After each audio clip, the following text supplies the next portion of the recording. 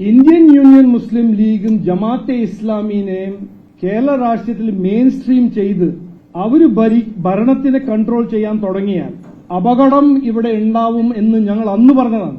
ദേശീയ ഗാനം ജനഗണമന ഇന്നിപ്പോ ഞാൻ തീരുമാനിച്ചാൽ എനിക്ക് പാടണ്ട, കാരണം അതില് എന്റെ സംസ്ഥാനത്തിന്റെ പേരില്ല, ദ്രവിഡ് മാത്രമേ ഉള്ളൂ എന്ന് പറഞ്ഞ് എനിക്ക് ചെയ്യാൻ പറ്റുമോ? ഇന്നലെ AICC നടന്ന ആ കോമാളി ഞാൻ എന്ത് പറയാനാണ്? നാടിനെ വിഭജിക്കാൻ ഈ മുഹമ്മദ് അലി ജിന്ന ചെയ്ത കാര്യങ്ങൾ ഇനിയിപ്പോ ഇവിടെ കുഞ്ഞാലിക്കുട്ടിയും അവരുടെ ഇന്ത്യൻ യൂണിയൻ മുസ്ലിം ലീഗും ജമാഅത്തെ ഇസ്ലാമി ശ്രമിച്ചാൽ ഞങ്ങളത് അങ്ങനെ വിട്ടുകൊടുക്കില്ല. നമുക്കെല്ലാവർക്കും അറിയാം, ഇന്നലെ ഓഗസ്റ്റ് 15 നമ്മുടെ രാജ്യത്തിന്റെ സ്വാതന്ത്ര്യ ദിനമായിരുന്നു. നിയമപരമായ സ്വാതന്ത്ര്യ ആഘോഷത്തിന്റെ സമയത്ത് ദേശീയഗാനം, ദേശീയഗീതം പാടണം എന്ന് ഒരു ട്രഡീഷൻ നമ്മുടെ രാജ്യത്തിലുണ്ട്. പിന്നെ പാർലമെന്റ് പാസാക്കിയ ഒരു നിയമം പ്രകാരം ദേശീയ ഗീതം പാടുമ്പോൾ അത് കംപ്ലീറ്റ് ആയിട്ട് പാടണമെന്നോ ഒരു നിയമമായിട്ട് പാർലമെന്റ് പാസാക്കി. അത് കഴിഞ്ഞിട്ട് ആദ്യത്തെ സ്വാതന്ത്ര്യ ദിനമായിരുന്നു ഇന്നലെ. ഇന്ത്യ രാജ്യത്തെ എല്ലാ സംസ്ഥാനത്തിൽ അത് സ്മൂത്തായിട്ട് നടന്നു. എല്ലായിടത്തും ഫ്ലാഗ് ഹോയിസ്റ്റിംഗും ദേശീയഗീതവും ദേശീയഗാനം അത് ഏത് സർക്കാരാണെങ്കിലും എവിടെയാണെങ്കിലും അത് പാടി. ജമ്മു കശ്മീർ, ഹിമാചൽ പ്രദേശ്, ഉത്തർപ്രദേശ്, ഉത്തരാഖണ്ഡ്, തെലങ്കാന, കർണാടക, ആന്ധ്രാപ്രദേശ്, തമിഴ്നാട് എല്ലാ സംസ്ഥാനത്തിലും സ്വാതന്ത്ര്യദിനം ഇന്നലെ അവിടുത്തെ സർക്കാരും അവിടുത്തെ ജനങ്ങൾ സെലിബ്രേറ്റ് ചെയ്തു.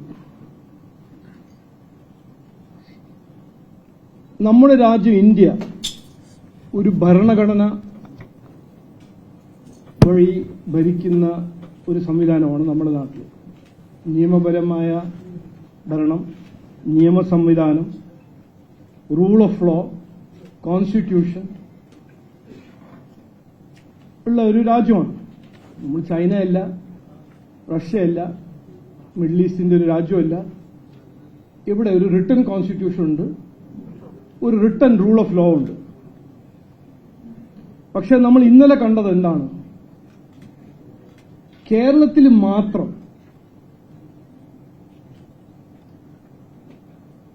ഈ ദേശീയ ഗീതം പാടാൻ ഇവിടുത്തെ സംസ്ഥാന സർക്കാർ അനുവദിച്ചില്ല. അവര് ഒരു റിട്ടൺ സർക്കുലർ പ്രകാരം അവരുടെ റിട്ടൺ സർക്കുലറിൽ എഴുതിയിരിക്കുന്നത് ദേശീയ ഗാനം മാത്രമാണ് പാടേണ്ടത്. ഇത് ചെയ്യുന്ന മുഖ്യമന്ത്രി ഭരണഘടനയുടെ ഭരണഘടനമേൽ വെച്ച് പ്രതിജ്ഞ എടുത്തതാണ്. റൂൾ ഓഫ് ലോ പാലിക്കും, ഭരണഘടനയെ ലംഘിക്കില്ല, പാലിക്കും എന്ന് പ്രതിജ്ഞ എടുത്ത വ്യക്തിയാണ് ഇന്ന് ഈ സംസ്ഥാനത്തിന്റെ മുഖ്യമന്ത്രി. അപ്പോൾ ഇതിനെക്കുറിച്ച് രണ്ട് കാര്യങ്ങൾ ഇന്ന് ഞങ്ങൾ കൃത്യമായി BJP പറയാൻ ആഗ്രഹിക്കുന്നു. ഞങ്ങളുടെ നിലപാട് ഇതിനെക്കുറിച്ച് എന്താണെന്ന് ഞാൻ ജനങ്ങളുടെ മുമ്പിൽ വയ്ക്കാൻ ആഗ്രഹിക്കുന്നു. ഒന്ന്, ഇതിലൊരു സംശയവുമില്ല, ഈ സർക്കാർ, VD സതീശൻ നയിക്കുന്ന ഈ സർക്കാർ രാജ്യത്തിന്റെ നിയമങ്ങൾ പാലിച്ചിട്ടില്ല, നിയമങ്ങളെ ലംഘിച്ചു. ഇത് ഈ നാട്ടിൽ, ഈ രാജ്യത്തിൽ ഏത് നിയമങ്ങൾ പാലിക്കാൻ താല്പര്യമില്ല, അത് തീരുമാനിക്കാൻ ആർക്കും അനുവാദമില്ല.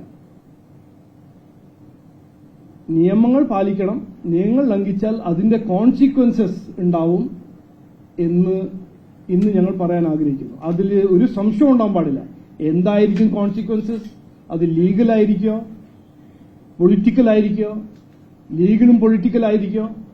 ഇതെല്ലാം വരാൻ പോകുന്ന ദിവസത്തിൽ ഞങ്ങൾ അതെല്ലാം ജനങ്ങളുടെ മുമ്പിൽ ഞങ്ങൾ മുമ്പോട്ട് അവതരിപ്പിക്കും.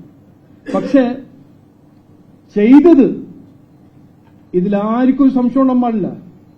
റൂൾ ഓഫ് ലോയിൽ വിശ്വസിക്കുന്ന ആരാണെങ്കിലും, ഭരണഘടനയിൽ വിശ്വസിക്കുന്ന ആരാണെങ്കിലും എല്ലാവർക്കും ഒരു സംശയവും ഉണ്ടാവാൻ പാടില്ല. ഇന്നലെ ഭരണഘടനയും ലംഘിച്ചു, നിയമ സംവിധാനത്തിനെയും ഈ സർക്കാർ മനഃപൂർവ്വം ലംഘിച്ചു. രണ്ടാമത്തെ കാര്യം, ഇത് കർണാടകയിൽ കോൺഗ്രസ് സർക്കാർ ദേശീയഗീതം പാടുമ്പോൾ, തെലങ്കാനയിൽ കോൺഗ്രസ് സർക്കാർ ദേശീയഗീതം പാടുമ്പോൾ, ഹിമാചൽ പ്രദേശിൽ BJP അല്ലാത്ത കോൺഗ്രസ് സർക്കാർ ദേശീയഗീതം പാടുമ്പോൾ, ജമ്മു ആൻഡ് കശ്മീർ ഒരു മുസ്ലിം മെജോറിറ്റി സ്റ്റേറ്റിൽ ദേശീയഗീതം പാടുമ്പോൾ, എന്തുകൊണ്ട് കേരളത്തിൽ മാത്രം, എന്ത് കാരണവശാലാണ് ഈ കേരളത്തിൽ മാത്രം ഇത് നടക്കുന്നത്? ഇത് ചോദിക്കേണ്ട ഒരു ചോദ്യമാണ്. ഇതിന്റെ മറുപടി ഞങ്ങൾ നിലമ്പൂർ ബൈ ഇലക്ഷന്റെ സമയത്ത് ഞാൻ പറഞ്ഞൊരു കാര്യം, പാർട്ടി മുമ്പോട്ട് വെച്ചൊരു കാര്യം ഞാൻ ഇന്ന് ജനങ്ങളെ ഓർമ്മിപ്പിക്കുന്നു.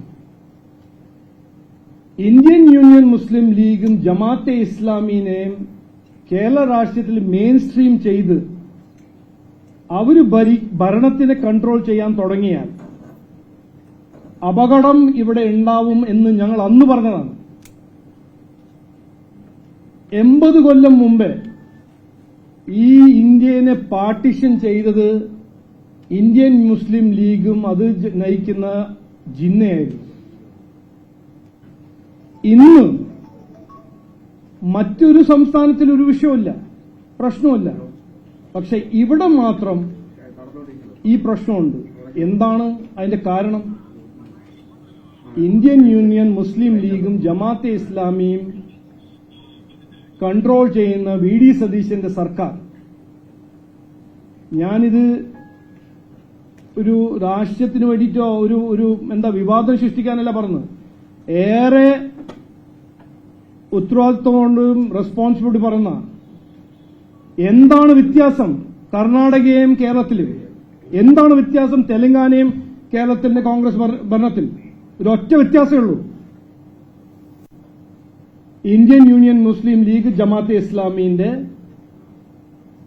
ഈ സർക്കാരിന്റെ മേൽ ഒരു ഇൻഫ്ലുവൻസ് അല്ല, കൺട്രോൾ. മുസ്ലിംസിന് ഇതൊരു ഇഷ്യൂ അല്ല, ക്രിസ്ത്യാനികൾക്കൊരു ഇഷ്യൂ അല്ല, ഹിന്ദുക്കൾക്കൊരു ഇഷ്യൂ അല്ല. ദേശീയ ഗീതം, ദേശീയ ഗാനം അവരാരെയും ബാധിക്കുന്നില്ല. ഒന്ന് ആലോചിക്കൂ, ദേശീയ ഗാനം ജനഗണമന ഇന്നിപ്പോ ഞാൻ തീരുമാനിച്ചാൽ എനിക്ക് പാടണ്ട, കാരണം അതിൽ എന്റെ സംസ്ഥാനത്തിന്റെ പേരില്ല, ദ്രവിഡ് മാത്രമേ ഉള്ളൂ എന്ന് പറഞ്ഞ് എനിക്ക് ചെയ്യാൻ പറ്റുമോ? പിന്നെ എങ്ങനെയാണ് ഈ മുസ്ലിം ലീഗ് പറയുന്നത് വന്ദേ മാത്രം ഞങ്ങൾക്ക് പാടാൻ കഴിയില്ല എന്ന്? ഇത് ചോദിക്കേണ്ട ചോദ്യമാണ്. ഇവിടെ വിഭജിക്കാനും ആ രാഷ്ട്രീയം, മുഹമ്മദ് അലി ജിന്നയുടെ രാഷ്ട്രീയം ഇന്ത്യൻ യൂണിയൻ മുസ്ലിം ലീഗ് ഇവിടെ കൊണ്ടുവരാൻ ശ്രമിക്കരുത്. ഞാൻ ഇപ്പോ ഏറെ റെസ്പോൺസിബിലിറ്റി പറയാണ്. തകരാറുണ്ടാവും, അപകടം ഉണ്ടാവും. നിങ്ങളത് ചെയ്യാൻ പാടില്ല. ഇത് നിയമങ്ങൾ പാലിക്കണം. നിങ്ങൾക്ക് ഒരു അനുവാദവുമില്ല. നിങ്ങൾ ദേശീയ ഗാനം പാടില്ല, ദേശീയ ഗീതം പാടില്ല, ഭരണഘടനയുടെ ഈ ആർട്ടിക്കിൾ ഞങ്ങൾ പാലിക്കില്ല, അതിനൊന്നും ആർക്കും അനുവാദമില്ല. ഒരു ഇന്ത്യൻ സിറ്റിസൺ ആണെങ്കിൽ കോൺസ്റ്റിറ്റ്യൂഷണൽ അവകാശമുണ്ട്, കോൺസ്റ്റിറ്റ്യൂഷണൽ ഡ്യൂട്ടിയുണ്ട്, ഉത്തരവാദിത്വമുണ്ട്. ഇത് നിങ്ങൾക്ക് ഇതുവരെ പഠിച്ചിട്ടില്ലെങ്കിൽ നിങ്ങൾ പഠിക്കണം. വന്ദേ മാതരം ദേശീയ ഗീതമാണ്. വന്ദേ മാതരം പാടണം എന്ന് പാർലമെന്റ് പാസാക്കിയ നിയമമാണ്. പാർലമെന്റ് പാസാക്കിയ നിയമം നാടിന്റെ നിയമമാണ്, രാജ്യത്തിന്റെ നിയമമാണ്. അതിനെ പാലിക്കാനൊരു ഫ്ലെക്സിബിലിറ്റി ആർക്കും കൊടുത്തിട്ടില്ല. അപ്പൊ ഞാൻ അവസാനം പറയുന്നത്, ഇതൊരു ലീഗൽ ഇഷ്യൂ ആണ്, അതിന് കോൺസിക്വൻസസ് ഉണ്ടാവുമെന്നാണ് എന്റെ ഒരു അഭിപ്രായം. ഞാനൊരു വക്കീലല്ല, ഞാനൊരു വക്കീൽ ലോയിൽ വിദ്വാനല്ല. പക്ഷേ ഈ സംസ്ഥാനത്തിന്റെ സർക്കാരിന് ഇത് കോൺസിക്വൻസസ് ഉണ്ടാവുമെന്ന് എനിക്കൊരു അഭിപ്രായമുണ്ട്. മറ്റേത്, ഇങ്ങനത്തെ രാഷ്ട്രീയം മുസ്ലിം ലീഗും ജമാഅത്തെ ഇസ്ലാമിയും ഇവിടെ കൊണ്ടുവരാൻ ശ്രമിക്കുകയാണെങ്കിൽ BJP വിവാദത്തിൽ പെടാനോ വിവാദം ഉണ്ടാക്കാനോ ഒരു കെയോസ് ഉണ്ടാക്കാൻ ഞങ്ങൾക്ക് താല്പര്യമില്ല. പക്ഷേ നാടിനെ വിഭജിക്കാൻ ഈ മുഹമ്മദ് അലി ജിന്ന ചെയ്ത കാര്യങ്ങൾ ഇനിയിപ്പോ ഇവിടെ കുഞ്ഞാലിക്കുട്ടിയും അവരുടെ ഇന്ത്യൻ യൂണിയൻ മുസ്ലിം ലീഗും ജമാഅത്തെ ഇസ്ലാമി ശ്രമിച്ചാൽ ഞങ്ങളത് അങ്ങനെ കൊടുക്കില്ല തരില്ല. ഇന്നു മുതൽ BJP ഇതിനെക്കുറിച്ച് ഇതിന്റെ ഒരു അവയർനെസ് ക്രിയേറ്റ് ചെയ്യാൻ ഞങ്ങളൊരു വലിയ പ്രോഗ്രാം തുടങ്ങാൻ പോകുന്നു. ഈ വിഭജന രാഷ്ട്രീയം, ഈ ഒരു കോൺസ്റ്റിറ്റ്യൂഷൻ വിതിൻ കോൺസ്റ്റിറ്റ്യൂഷൻ ശ്രമിക്കുന്ന മുസ്ലിം ലീഗിന്റെയും ജമാഅത്തെ ഇസ്ലാമിന്റെ രാഷ്ട്രീയത്തിനെ എതിർക്കാൻ BJPയും NDA ഉണ്ടാവും എന്ന് ഇന്നു മുതൽ ഞങ്ങളുടെ രാഷ്ട്രീയ പ്രവർത്തകരും യുവമോർച്ചയും എല്ലാവരും ഒരുമിച്ച് ഇതിനു വേണ്ടി വേണ്ട കാര്യങ്ങളെല്ലാം ചെയ്യും എന്ന് ഞാൻ ഇന്ന് കൃത്യമായി പറയാൻ ആഗ്രഹിക്കുന്നു. പിന്നെ ഇന്നലെ AICC നടന്ന ആ കോമാളി ഞാൻ എന്ത് പറയാനാണ്? ഞാൻ 20 കൊല്ലമായിട്ട് രാഷ്ട്രീയത്തിലുണ്ട്. ഒരു എന്താ പറയാ, ഈ രാജ്യം സ്വാഗതം ചെയ്ത ഒരു മഹിള ദേശീയഗീതം പാടുമ്പോൾ അത് നിർത്താൻ ശ്രമിക്കുന്ന ആ കാഴ്ച കാണുമ്പോൾ ഇതെല്ലാം നമ്മൾ മനസ്സിലാക്കേണ്ട കാര്യമാണ്. ഇവരുടെ രാഷ്ട്രീയം എന്താണ്, ഇവരുടെ താല്പര്യം എന്താണ്, ഇവരുടെ ലക്ഷ്യം എന്താണ്? ജനങ്ങളുടെ പേരിൽ എത്ര കൊല്ലം രാഷ്ട്രീയം ചെയ്ത ഈ പാർട്ടിയാണ് ഈ കോൺഗ്രസ് പാർട്ടി. ഇന്ന് പോളിറ്റിക്സിന് വേണ്ടി, രാഷ്ട്രീയത്തിന് വേണ്ടി ഏത് ലെവലിലും പോവുക. മുസ്ലിം ലീഗിന്റെ മുമ്പിൽ പോയി സറണ്ടർ ചെയ്യാൻ തയ്യാറാണ്. ഭരണഘടനയെതിരെയും നിയമം സംവിധാനത്തിന്റെ എതിരെയും പ്രവർത്തിക്കാൻ തയ്യാറാണ്. ഇതാണ് അപകട രാഷ്ട്രീയം. ഞങ്ങൾ അന്ന് പറഞ്ഞ കാര്യം ഇന്ന് ശരിക്കും നമ്മൾ അനുഭവിക്കുന്നു എന്ന് മാത്രം പറഞ്ഞ് നിർത്തുന്നു.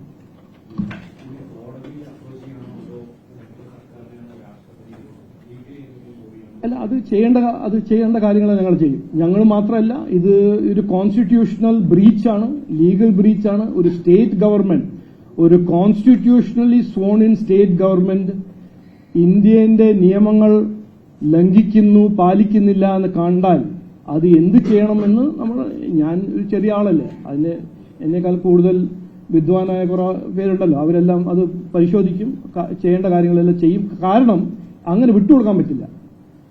ഈ നാട്, ഈ രാജ്യം ഒരു റൂൾ ഓഫ് ലോ പാലിക്കുന്ന രാജ്യമാണ്. അത് നമ്മൾ പാലിച്ചില്ലെങ്കിൽ കെയോസ് ആയിരിക്കും. അപ്പോ അത് നമുക്ക് ആർക്കും ഗുണം ചെയ്യില്ല. അപ്പോൾ അത് ചെയ്യേണ്ട കാര്യങ്ങൾ പഠിക്കുന്ന ആൾക്കാർക്ക് പഠിച്ച് അത് ചെയ്യും.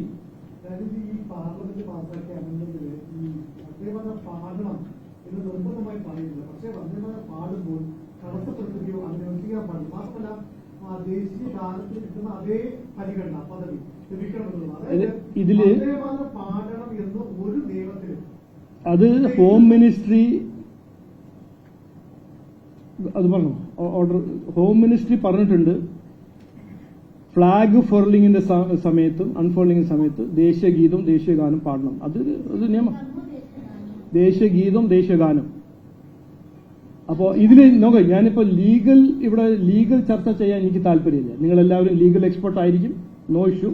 നിങ്ങളുടെ ലീഗൽ നോളജ് നിങ്ങൾ വെച്ചോളൂ, നോ ഇഷ്യൂ. ഇത് ചെയ്യേണ്ട കാര്യങ്ങൾ പഠിച്ച് പരിശോധിച്ച്, ഞാൻ പ്രൈമ ഫേസി പഠിച്ചിട്ടാണ് ഞാൻ പറഞ്ഞത്. ഇവിടെ നിയമ ലംഘന നടന്നിട്ടുണ്ട് എന്ന് എനിക്കൊരു സംശയമില്ല. പിന്നെ ഞാൻ കൺസൾട്ട് ചെയ്ത കോൺസ്റ്റിറ്റ്യൂഷൻ ലോയേഴ്സിനും ഒരു സംശയമില്ല.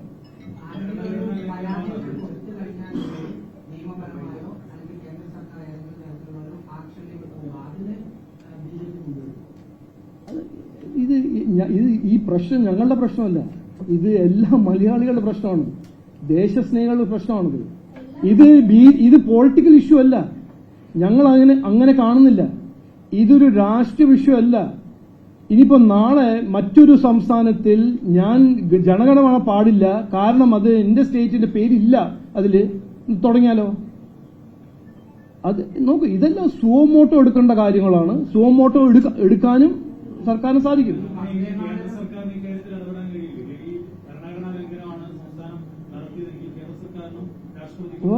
കഴിയും എന്നാണ് എന്റെ ഒരു അഭിപ്രായം. എന്താണ്? ഞാൻ പറഞ്ഞില്ലേ, ഞങ്ങൾ പറയേണ്ട കാര്യങ്ങൾ ഞാൻ പറഞ്ഞു. ഞാൻ എന്ത് നിലപാട് ഇനിയിപ്പോ അടുത്തത് ഞങ്ങൾ എന്ത് ചെയ്യാൻ പോകുന്നു ഞാൻ ചെയ്തു കഴിഞ്ഞിട്ട് പറയാം. ഞങ്ങൾ ചെയ്തു കഴിഞ്ഞിട്ട് പറയാം.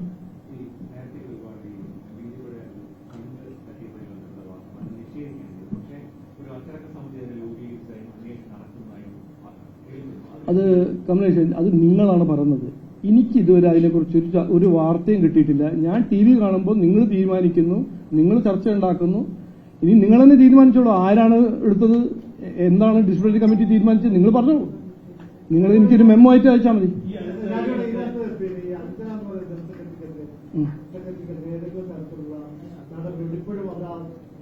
നോക്കൂ, അല്ല ഈ വിഷയം കഴിഞ്ഞോ? ഇതിപ്പോ ഇത് ഒരു പ്രധാനപ്പെട്ട വിഷയമല്ലേ?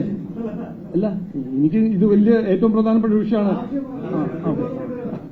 നോക്കൂ, ഒരു രാഷ്ട്രീയ പാർട്ടിയില്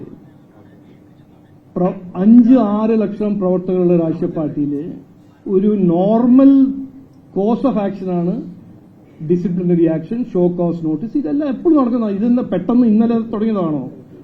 ഞാൻ വന്നിട്ട് ഇപ്പൊ ഒരു കൊല്ലം എത്ര മാസമായി? 4 മാസമായി, 1.5 കൊല്ലമായി. അതിൽ എത്ര ഷോ കോസ് നോട്ടീസ് പോയിട്ടുണ്ടല്ലോ. അതൊരു എന്താ, ഒരു സാധാരണ ഒരു നോർമൽ ഇഷ്യൂ അല്ലേ? എന്തിനാണ് നിങ്ങൾ ഒരു കേസിനെ പിടിക്കുന്നത്? അത് ഞങ്ങൾക്കൊരു രീതിയുണ്ട്, ഒരു ട്രാൻസ്ഫർ മെക്കാനിസം ഉണ്ട്. അത് അവർക്ക് നാച്ചുറൽ ജസ്റ്റിസിന് ആരാണെങ്കിലും A person, B person, C person, അവർക്ക് ഒരു പ്രോസസ് ഉണ്ട്. ആ പ്രോസസ്സ് വഴി പാർട്ടി മുമ്പോട്ട് പോകും. പക്ഷെ ഇതിന് നിങ്ങൾ സെൻസേഷണലൈസ് ആക്കിയിട്ട് നിങ്ങളുടെ TRPക്ക് വേണ്ടി ഓരോന്ന് പറയുമ്പോൾ എനിക്ക് അതിനെക്കുറിച്ച് പറയാനൊന്നുമില്ല. അല്ല ഞാനൊരു കാര്യം ഞാൻ ചോദിക്കാണ്, നിങ്ങളെല്ലാവരും വിദ്വാന്മാര്. ഈ കഴിഞ്ഞ 1.5 കൊല്ലം ഞങ്ങളുടെ പാർട്ടിയിൽ എത്ര ഡിസിപ്ലിനറി ആക്ഷൻ നടന്നിട്ടുണ്ടോ നിങ്ങൾക്കറിയാം? ഞാൻ പറഞ്ഞിട്ടുണ്ടോ? ഇല്ലല്ലോ. അപ്പൊ എന്തിനാ ഞാൻ ഇപ്പൊ തുടങ്ങുന്നത്? ഈ പാർട്ടി എന്തിനാ ഇപ്പൊ പെട്ടെന്ന് നിങ്ങൾ ആവശ്യമായിട്ട് നിങ്ങൾ തുടങ്ങുന്നത്? ഇത് ഞങ്ങളുടെ ഒരു കോൺഫിഡൻഷ്യൽ പ്രോസസ്സാണ്. ഉള്ളിൽ നടക്കുന്ന കാര്യങ്ങൾ ഉള്ളിൽ നടക്കും. അത് നിങ്ങൾ റിപ്പോർട്ട് ചെയ്തോളൂ. ഞാൻ എന്തിനാ അതിനെക്കുറിച്ച് പറയുന്നത്? നിങ്ങൾ നന്നായിട്ട് അത് ആംപ്ലിഫൈ ചെയ്യുന്നുണ്ടല്ലോ. അല്ല നോക്ക്, അല്ല ഇനിയിപ്പോ ഇതിനെക്കുറിച്ച് അങ്ങനെ ഒന്നുമില്ല. അങ്ങനെ ഒരു അത് നിങ്ങൾ ആരാ പറഞ്ഞു? നിങ്ങളല്ല പറഞ്ഞത്. ഓക്കെ, ഇനി വിടും. ഇനി ഇതിനെക്കുറിച്ച് ഞാൻ ഒരു മിനിറ്റ് ഞാനൊരു കാര്യം പറയട്ടെ. ഇതിനെക്കുറിച്ച് ഞാൻ ഒന്നും ഇനി കൂടുതൽ പറയാൻ താല്പര്യമില്ല. എന്നോട് ചോദിച്ചു, ഞാൻ പറഞ്ഞു. ഇനിയിപ്പോ ഇതിനെക്കുറിച്ച് എനിക്ക് സമയമില്ല, പറയാൻ താല്പര്യമില്ല. ഇനി വേറെ എന്തെങ്കിലും ചോദിക്കണമെങ്കിൽ ചോദിക്കാം. ഓ PC ജോർജ് അത്